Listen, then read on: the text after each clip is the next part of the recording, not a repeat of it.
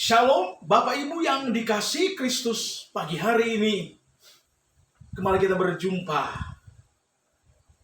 dan saya akan menyampaikan kebenaran firman Allah yang saya beri judul Anak yang hilang didapati kembali. Firman Allah yang akan kami baca terambil dalam Injil Lukas pasal 15 ayat yang ke-24. Sebab anak manusia telah mati dan menjadi hidup kembali. Ia telah hilang dan didapati kembali. Saya ulangi, sebab anakku ini yang telah mati dan menjadi hidup kembali, ia telah hilang dan didapati kembali. Maka mulailah mereka bersukaria. Saudara yang dikasihi Tuhan, Tuhan Yesus waktu ada di bumi ini, Dia merupakan guru agung, mengajar para murid-murid bagaimana cara berPI, cara mewartakan Injil keselamatan. Antara lain adalah berbagai perumpamaan.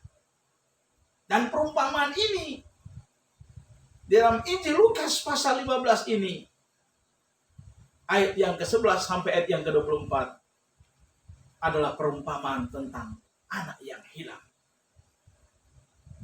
Anak yang hilang ini adalah gambaran kehidupan orang-orang Kristen yang dulu pernah meraih anugerah Allah melalui berkat Allah, berkat keselamatan dari Allah. Tetapi karena kesenangan dunia, dia dihimpit oleh kesenangan dunia, sehingga dia hilang. Kerohaniannya mati. Dia mendapatkan predikat anak yang sudah mati, kehidupannya yang sudah mati. Ayat 24 bagian B dikatakan, ia telah hilang dan didapati kembali. Luar biasa. Anak ini telah hilang, didapati kembali. Tuhan Yesus memberikan satu teladan yang baik, satu contoh yang baik buat kita. Di mana anak bungsu ini, dia tahu persis dia adalah warisan, bagian dari warisan yang berhak mendapatkan dari ayahnya. Dia menggunakan otoritas itu dan memohon kepada ayahnya supaya dia mendapatkan warisan itu. Ayat 12 berkata, kata yang bungsu kepada ayah, Bapa, berikan kepadaku bagian harta milik kita yang menjadi hak. Luar biasa. Tahu persis, suara bungsu tadi adalah anak yang mengerti kehendak Bapa. Ayat yang ke-12 bagian B dikatakan, saat dia menyampaikan hal itu, dia mendapatkan respon. Permohonannya dijawab oleh Bapa. Dan dia mendapatkan bagian warisan. Dan setelah warisan yang dia peroleh, dikatakan di dalam ayat yang selanjutnya, si bungsu ini menjual seluruh bagiannya. Dan setelah itu, dia meninggalkan sumber berkat tadi. Dia meninggalkan ayahnya, sang pemilik harta yang sangat berharga itu. Dia pergi ke kota dengan membawa bagian warisan yang sedang dia nikmati, dan dia jual itu. Dan dia berfoya-foya di kota bersama dengan teman-temannya. Setelah peristiwa dikatakan oleh kitab suci bahwa di kota ternyata terjadi krisis. Saat itu dia tidak berdaya. Semua harta warisan yang dia peroleh ludes karena pengaruh daripada kesenangan dunia di kota. Sehingga bagaimana caranya untuk dia menghidupi dirinya kembali? Dia mencari solusi. Dikatakan dalam ayat yang ke-14, setelah dihabiskannya semuanya itu, timbullah bencana kelaparan dalam negeri itu. Dan ia pun mulai melarat. Dia mencari solusi bagaimana caranya untuk dia bisa menghidupi dirinya di kota. Kita lihat ayat yang ke-15. Lalu ia pergi dan bekerja pada seorang majikan di negeri itu. Orang itu menyuruhnya ke ladang untuk menjaga babinya. Jadi anak ini mencari pekerjaan adalah memelihara ternak, menjaga ternak. Ayat 16 berkata, tak kala dia lapar, dia tidak berdaya, rindulah dia untuk menikmati makanan babi tadi. Ayat 16. Lalu ia ingin mengisi perutnya dengan ampas yang menjadi makanan babi itu. Tetapi tidak seorang pun yang memberikannya kepadanya. Bayangkan makanan babi saja, dia tidak dapat kesempatan untuk nikmati. Rupanya dikatakan dalam ayat ini bukan hanya dia menjadi penjaga ternak itu. Ada orang lain dia. Mungkin si pemilik ternak babi tadi.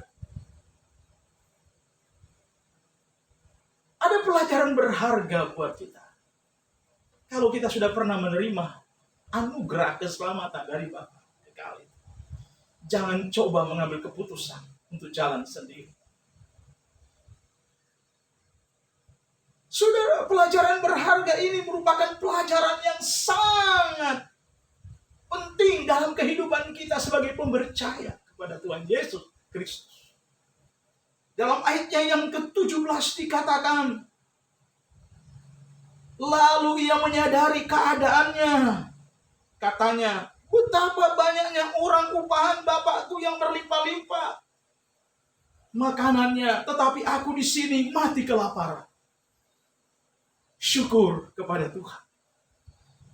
Si bungsu tadi menyadari, ia ingat kepada sang Bapa kekal itu yang mempunyai warisan itu.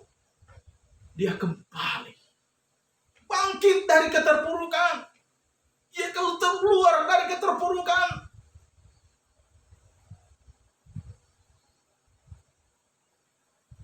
Ayat yang ke-18. Aku akan bangkit dan pergi kepada Bapakku. Luar biasa. Dia keluar dari keterpurukan. Saudaraku.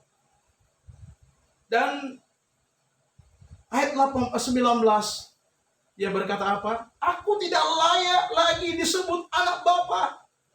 Jadikanlah aku sebagai salah seorang upahan Bapa. Luar biasa. Dia menyadari kemalahannya. Dia menyadari kehidupannya yang berdosa tadi. Dan saat dia pulang ke pangkuan bapaknya, dia tidak layak disebut anak Bapa. Dia berpikir dia adalah bagian daripada pekerja-pekerja bapaknya. Tapi ketika kita baca mulai ayat yang ke-20 sampai yang ke-22, hati Bapa itu hancur. Hati Bapa itu dia rindu meraih anak yang hilang tadi. Luar biasa. Karena itu untuk meraih hati Bapa dikatakan oleh kitab suci ada 4 fase yang harus kita lewati. 4 fase itu mulai di dalam ayat yang ke-17 dikatakan. Ayat yang ke-17 itulah fase yang pertama, sadar akan keadaannya yang berdosa. Itu pertama. Yang kedua dalam ayat yang ke-18, menyesali dosa yang telah dilakukan. Fase yang ketiga di ayat 18 bagian terakhir, mengakui dosa yang telah dilakukannya. Dan fase yang keempat dalam ayat yang ke-19, menyadari konsekuensi yang dia perbuat. Dan apa yang dia perbuat itu, saudaraku, justru langkah selanjutnya dia meraih kembali warisan yang dia dapat kembali dari bapaknya. Kalau kita melihat di dalam ayat yang ke-20 sampai ayat yang ke-22 dikatakan, maka bangkitlah ia dan pergi kepada bapa. Ketika ia masih jauh, ayahnya telah melihat, lalu tergeraklah hatinya oleh belas kasihan ayahnya. Dia berlari mendapatkan dia, lalu merangkul dan mencium dia. Ini yang lihat perhatian bapa terhadap anak yang hilang tadi. Bukankah juga demikian dalam hidup kita? Acap kali kita tidak sadar, kita sering berbuat dosa. Penyakit dari si bungsu tadi adalah dosa kelemahannya. Keinginan daging yang menguasai hidup. Tetapi selagi pintu anugerah Allah berlaku, Bapa kekal itu tetap membuka jalan. Ayat 20, Bapa meraih anak si bungsu tadi.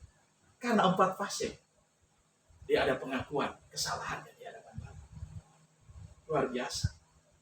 Ayat yang ke-22 dikatakan, tetapi ayah itu berkata kepada hamba-hambanya, lekaslah bawa kemari jubah yang terbaik itu, pakaikanlah itu kepadanya. Saudara, ketika 4 fase itu dibuat si bungsu tadi, saudara, dia kembali mendapatkan, meraih yang namanya hak warisan. Yang pertama tadi adalah jubah kekal. Yang kedua, dia mendapatkan cincin pemeteraian bahwa dia berhak menjadi seorang anak Bapa, menjadi seorang ahli waris. Dan yang ketiga, dia mendapatkan kembali sepatu.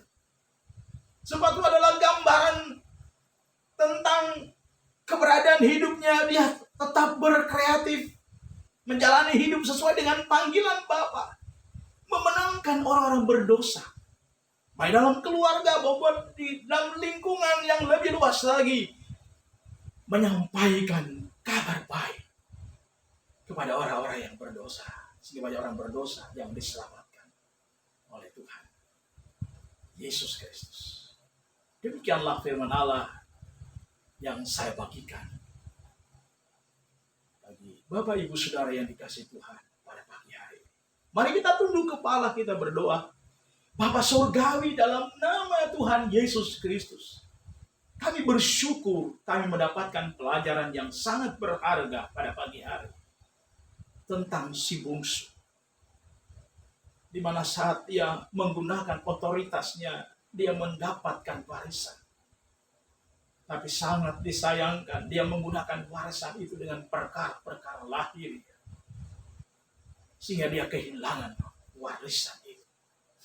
Tapi bersyukur kepada Tuhan, dia menyadari kesalahannya, dia kembali ke pangkuan Bapa, sehingga selagi pintu anugerah Allah berlaku, dia meraih kesempatan itu.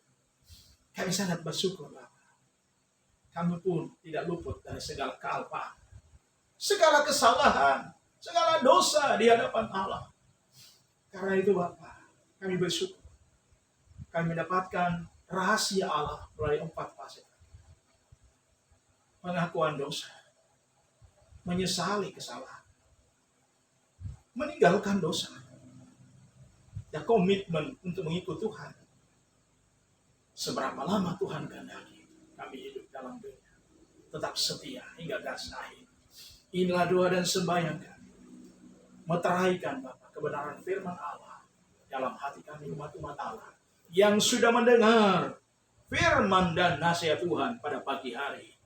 Di dalam nama Tuhan Yesus Kristus, kami sudah berdoa dan mengucap syukur. Haleluya, haleluya, haleluya. Amin.